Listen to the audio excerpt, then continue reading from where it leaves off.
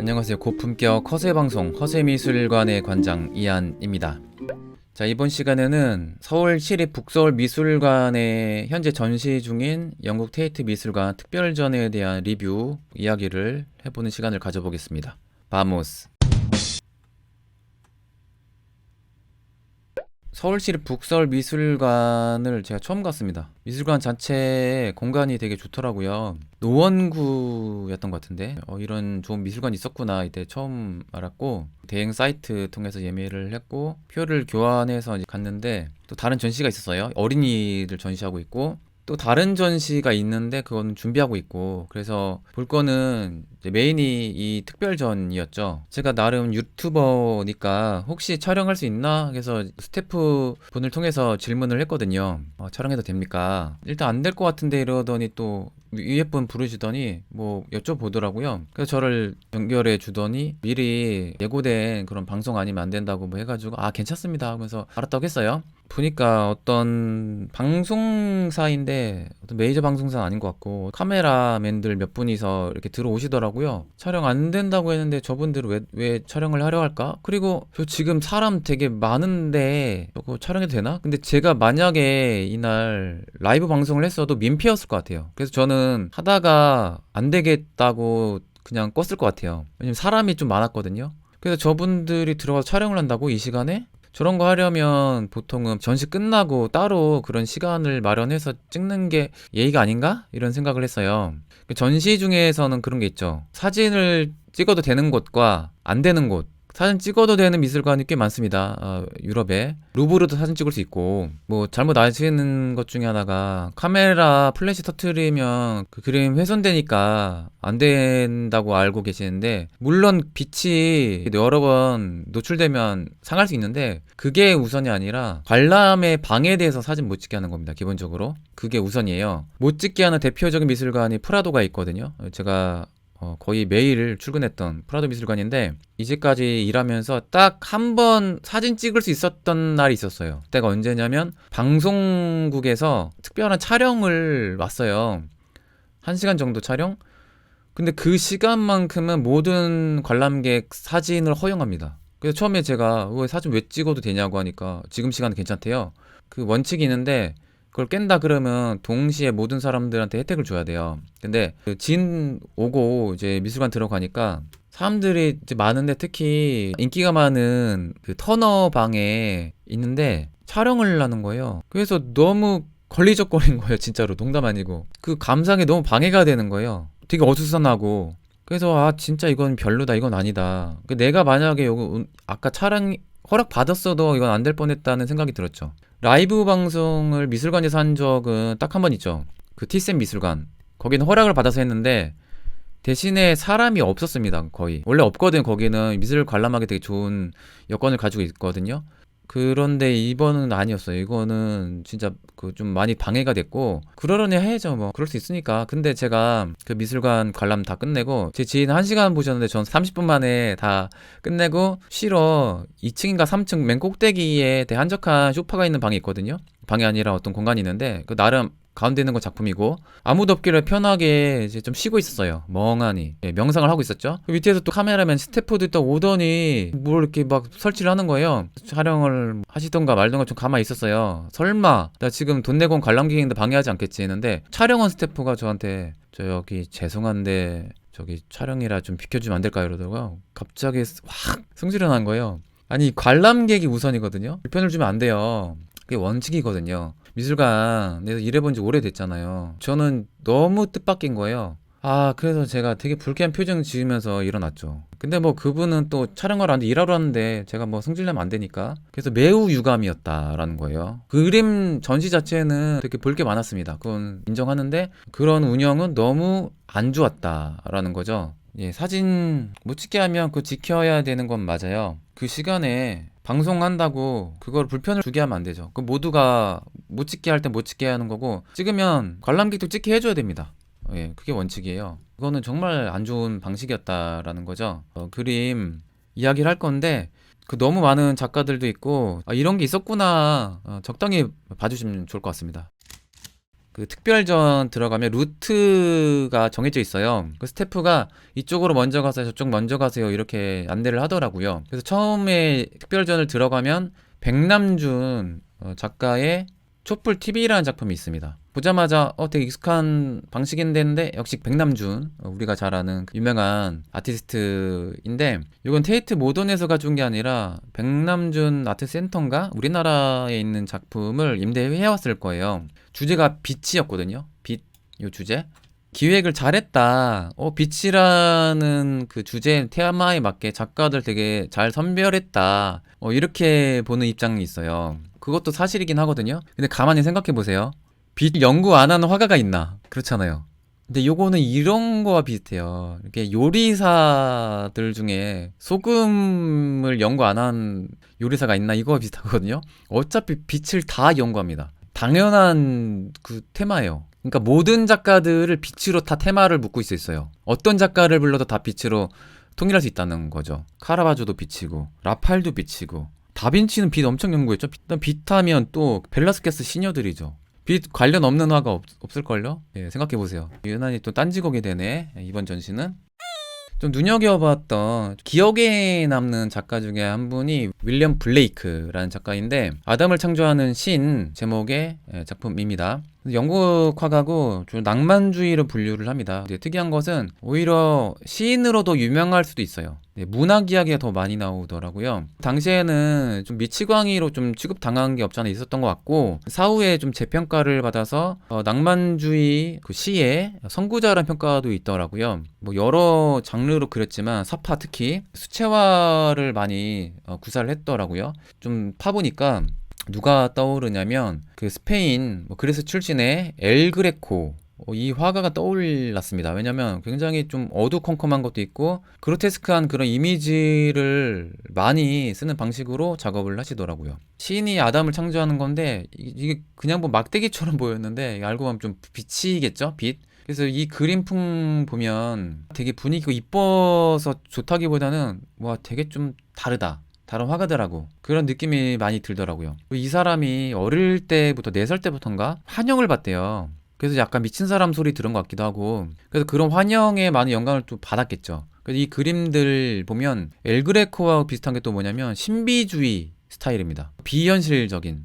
뭔가 진짜 특이해. 신내림 받은 것 같은 이런 이상한 기분. 좋다고 보기도 그렇고 나쁘다고 보기도 그렇고 아무튼 되게 특이한 분위기를 구사하는 화가라고 볼 수가 있죠. 이 느낌도 되게 특이하죠. 그러니까 뭔가 영적인 거, 기도한 듯한 이런 분위기의 그림을 많이 그립니다. 루스의 노래는 이 작가의 시, 서사시의 이름이 바로 루스의 노래인데 그림도 이렇게 그린 거죠. 그래서 뭔가 우주 같기도 하고 태양 같기도 한데 여기 앞에서 기도한 듯한, 얼굴이 안 보이다 보니까 매우 신비로운 느낌, 독특한 느낌을 연출했다는 거죠. 보세요. 이런 무서운 이미지.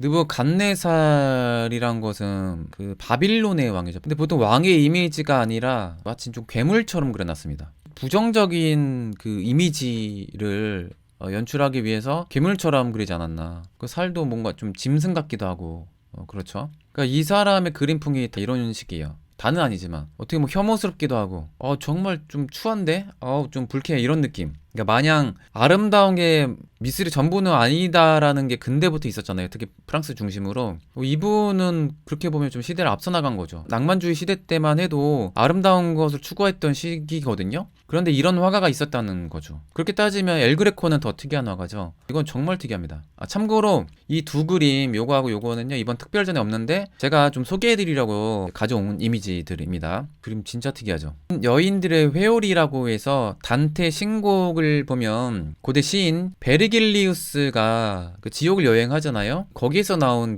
그 장면을 모티브로 그린 것 같은데, 이 회오리가 불륜을 저지른 자들이래요. 죄인들이 회오리를 치면서 지옥에 떨어지는 그 장면을 그린 거라고 합니다. 그 뭔가 심판한 듯한 절대자와 죄와 벌, 이런 걸로 따지면 또 약간 미켈란젤로가 추구했던 주제와도 결을 같이 하네요. 미켈란젤로 영향 받았겠죠. 대다수의 아티스트들이 미켈란젤로 영향을 안 받기 어려우니까 주제가 좀 겹치네요. 미켈란젤로도 단테 신곡 주제를 모티브로 최후의 심판 같은 이런 작품들을 그렸잖아요. 정초희님 말씀대로 상징주의이기도 하네요. 상징주의는 조금 더 뒤로 기억하는데, 뭉크도 상징주의이기도 하면서 표현주의이기도 한데 되게 시대를 많이 앞서네요. 무화의 시기가 상징주의 시기랑도 겹치고. 자, 요 그림도 되게 특이하죠. 자, 요거 비슷한 시리즈가 몇 작 있습니다. 그래서 붉은 용과 태양 옷을 입은 여인인데 악과 선 좀 대립되는 이런 느낌인데 요한계시록 12장을 모티브로 그렸다고 합니다. 그 양들의 침묵에 이어서 미국 드라마로 기억하는데 한니발이란 드라마가 있나봐요. 거기서 그 범죄자 달라 하이드가 이 그림을 모티브로 그 범죄를 저지른다고 기억해요. 그래서 달라 하이드 이 캐릭터의 등장 문신이 바로 요한계시록에 등장하는 이 붉은 용의 문신이라고 합니다. 표현되기로는 머리 7개 달리고 뿔 10개 달린 그 악의 화신이라고 볼 수가 있어요. 태양옷을 입은 여인과 이렇게 싸우고 있는데 다른 그림 보면 붉은 용이 이 태양옷을 입은 여인을 굴복시키는 그런 장면도 있습니다. 화가 진짜 특이하다. 예, 기억해 주시길 바랍니다. 윌리엄 블레이크. 살아있을 때는 미치광이 취급받았지만 낭만주의의 대표적인 아티스트로 현재는 평가받는 그런 분이고 잘 그린다, 못 그린다로 평가할 화가는 아닌 것 같아요. 엘 그레코처럼. 그래서 매우 특이한 화가다라는 거죠. 자, 그리고 이번에 또 엄청난 스타 아티스트 작품이 하나 왔죠. 그 아니시 카푸어 이 아티스트가 전 세계 현존하는 아티스트 재력 7번째인가? 10위 안에 드는 엄청난 갑부 아티스트입니다. 그래서 아시의 빛이라고 해서 이분의 가까운 사람 이름인데 딸 이름이었나? 근데 여기 안에서 이 빛이 굴절되는 거를 체험하는 이런 설치 미술인데 죄송하지만 저 그렇게 궁금하지 않아서 들어가진 않았습니다. 이거 방송 할 줄 알았으면 들어갔다 나올걸. 요 광택 재질이 아주 비싼 거예요. 그랜드 피아노 그 광택 재질이라고 합니다. 한가리 맨 처음 마주쳤다고 하시고 이분의 애호가들이 되게 많아요. 그런데 이분의 뒷이야기가 되게 재밌죠. 이분이 아티스트들한테는 안티가 너무 많습니다. 예, 안티를 끌고 다니는 그 이야기가 더 재밌으니까 이 이야기를 간단하게 해볼게요. 유명한 하나의 사건이 있었습니다. 림보의 하강이라는 작품인데요. 이 작품 뭘까요? 까맣게 칠해놨죠. 그 사람들이 또 까매가 층계가지고 쳐다보고 있죠. 마시는 분 아실 것 같은데 자, 이게 뭐냐면요, 까맣게 붙이거나 칠한 그게 아니라요, 이거 구멍이에요. 특이한 그 안료로 칠한 거라서 빛을 다 흡수합니다. 거의 블랙홀이죠. 근데 실제 여기 안에 블랙홀이에요. 웅덩이거든요. 포르투에이 위치한 세알베스란 미술관인데 관람객 남성으로 기억하는데 그분이 보다가 빠져가지고 사고 당했어요. 여기 구멍이에요. 여기 빠졌어요. 신기하죠. 검정 카펫 같잖아요. 아니 구멍이에요. 그 착시 현상이죠. 그래서 속은 거예요. 여기 진짜 바닥인 줄 알고 들어갔다가 빠지신 거죠. 물론 생명엔 지장 없지만 허리 다치셨다고 합니다. 색소 이게 뭐냐면 반타블랙이라는 최근에 개발된 안료예요. 왜 신기하냐면 빛을 99% 흡수를 한다고 해요. 그래서 요거를 벽에 붙여놓으면 이게 진짜 보통 블랙이랑 너무 달라서 이게 파진 것 같은 그런 착시 현상이 일어난다고 합니다. 여기 안에 이제 공간이 있는 것 같은. 그리고 오히려 진짜 구멍은 빛이 반사 안 되다 보니까 평면처럼 보일 수도 있고 평면인지 이게 파인 건지 구별 안 되는 아주 묘한 그런 안료인 거죠. 근데 이분 카푸어가 자, 이 안료 만드는 회사 요 개발에 투자를 했나 봐요. 이 회사로부터 아티스트로는 유일하게 사용할 수 있도록 독점 사용권을 받았다고 해요. 근데 요것 때문에 이제 아티스트들 사이에서 이제 말이 많았던 거죠. 이때까지 어떤 아티스트도 어떤 특정한 재료를 독점한 적은 없었다고 맹비난에 시달립니다. 카푸어를 대표하는 게 시카고인가? 그 클라우드 게이트라고 해서 반짝거리는 그 콩 모양 그거 있잖아요. 사람들이 이제 그거를 미화해가지고 콩으로 부르면서 예, 반타블럭으로 막 칠해놓은 거 이렇게 조롱을 하기 시작합니다. 예, 그게 미화되다 보니까 이게 이슈가 됐는데 카푸어만큼 유명하지 않은 영국의 스튜어트 샘플이라는 이분이 뭔가 색소 관련된 이분도 전문가인 것 같아요. 이분도 유명하지만 카푸어만큼 엄청난 스타 작가는 아니었거든요. 이 사건 때문에 엄청난 이슈가 됩니다. 이분이 핑크를 좋아하는지 몰라도 그러니까 이게 가장 핑크다 핑크라고 해가지고 요거를 개발했는데 이제 재밌는 거는 이거를 이제 아티스트들한테 이제 공개를 하는 거예요. 독점이 아니라. 아마존에 이제 공개를 하는데 이 핑크색을 구매하려면 본인이 아니시 카푸어가 절대 아니고 그 관계자도 절대 안 되고 사더라도 아니시 카푸어에게는 이 물감 되팔거나 전달하지 않겠다는 구매 동의서를 써야 돼요. 절대 이 카푸어한테 안 팔겠다. 카푸어가 이 반타블레 혼자 쓰겠다고 하니까 이분은 다 공개하되 이 카푸어만큼은 안 팔겠다. 절대 쓰면 안 된다 요거예요. 근데 아는 집 카푸어가 뒤늦게 이제 요거를 샀나봐요. 아니면 지인 통해서 구했던지 그 구해가지고 여기다가 법규 이 손을 날린 거죠. 이런 거죠. 네가 아무리 이렇게 해봤자 나는 구하려면 얼마든지 구한다고. 것이라 뭐 먹어라 뭐 이런 거죠. 그리고 소송 준비해라 뭐 이런 식으로 얘기를 했나봐요. 근데 이 사람도 이제 보통 깡에 있는 게 아닌 것 같아요. 이 아티스트. 이 다음 또 사건도 재밌습니다. 이 사람이 뭐 대단한 발명가인 것 같아요. 다이아몬드 더스트라는 또 안료를 개발해가지고 이건 유리 질감이에요. 그래서 요거를 케이스에 팔잖아요. 법규 이 포즈를 취할 수 없어요. 찔리거든요. 그래서 요거를 노렸는지 모르겠는데 이거 이제 법규는 못 날립니다. 왜냐면 유리라서 위험해가지고. 그리고 이 사람이 또 대단한 게 반타블랙에 거의 가까운 거의 똑같은 안료를 결국 개발해요. 이것도 빛 반사 잘 안 되는 것 같죠. 블랙 2.0이라고 해서 이 안료를 개발하는데 이 반타 블랙만큼은 아니지만 이 안료와 거의 흡사하게 이만큼은 아니지만 거의 이 근접한 수치만큼 빛을 차단한대요. 그러니까 거의 똑같은 거죠. 그러면 이게 별 의미가 없어요. 비싼 돈 어차피 못 사지만 굳이 아티스트들이 불허할 필요도 없는 거죠. 이 둘 다 조건이 이거예요.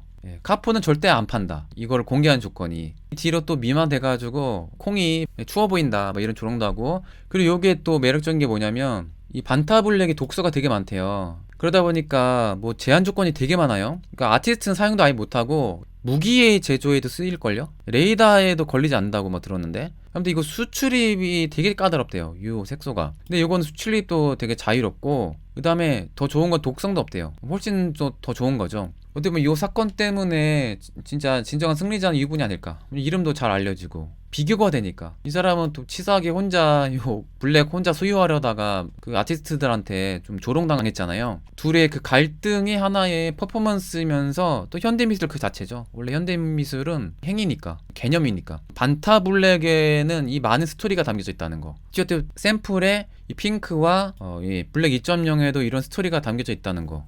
이런 게 재밌는 거죠. 그리고 시카고 요 작품 보면 이 사건이 떠올리겠죠. 콩으로 막 미화됐다고. 어떤 분은 요 작품명 클라우드 게이트 말고 콩으로 이름 다시 붙이자는 요 서명도 있다고 해요. 그 카포 싫었나봐요. 카포는 관종일까요? 이분도 관종기가 있으니까 이런 퍼포먼스 벌이지 않았을까. 이분은 이 이슈를 잘 이용한 거예요. 되게 영리하다고 봐요. 저는 이분 똑똑하다고 봐요. 카포는 원래 유명했으니까. 자, 다음 제가 너무 좋아하는 알프레드 시슬레. 이번 특별전 갔다 오신 분들 브로셔 받으셨잖아요. 근데 너무 안타까운 것은 브로셔의 요 내용이 너무 어려워서요. 머리에 눈에 안 들어오는 내용이더라고요.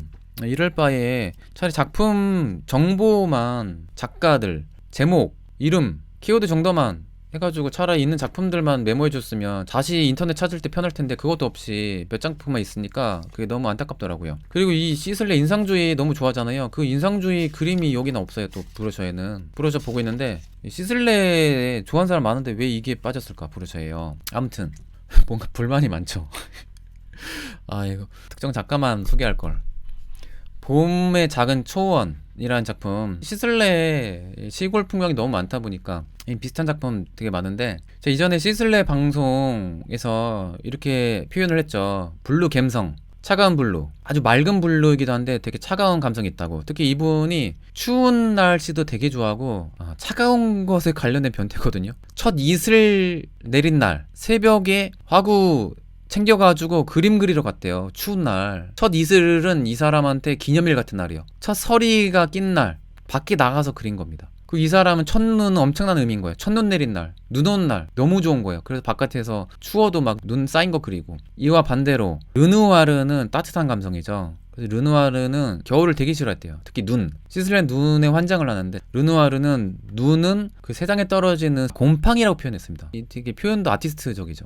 터치도 너무 좋고 제 생각에는 원래 원작은 더 맑았을 것 같아요. 시대가 지나면 좀 탁해지잖아요. 그러면 약간 이미지가 다를 수도 있는데 제가 봤을 때 조금 어둡게 나온 것 같아요. 네, 실제 보면 좀 다를 수도 있습니다. 되게 재밌는 거 뭐냐면요. 제가 배낭여행 갔을 때 테이트 모던을 갔거든요. 런던. 분명히 옛날 작가니까 분명히 제가 이걸 봤을 거란 말이죠. 현대 작가들은 최근에 온 것도 있으니까 못 봤을 수도 있는데 이건 분명 봤을 거란 말이죠. 하지만 절대 기억이 안 난다는 거죠. 옛날에 찍어놓은 사진에는 나올 수도 있는데 본 기억이 안 납니다. 전혀. 미대 나왔지만 그림에 관심 없었을 때라서 전혀 보이지 않았죠. 예, 눈에 보이는 것은 다 기억 저편으로 날려버렸던 시절이라서.